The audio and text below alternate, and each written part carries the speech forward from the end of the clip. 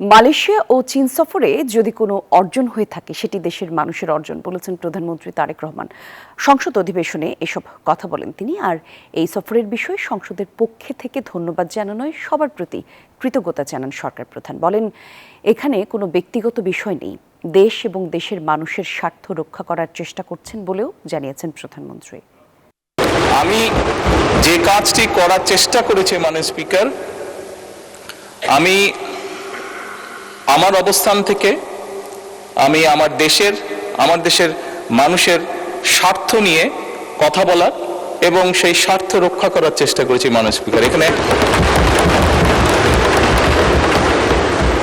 মাননীয় স্পিকার, এখানে আমাদের কারোরই কোনো ব্যক্তিগত কোনো বিষয় নেই। এটি যদি কোনো কিছু অর্জন হয়ে থাকে, ভালো কোনো কিছু অর্জন হয়ে থাকে, এটি বাংলাদেশের অর্জন।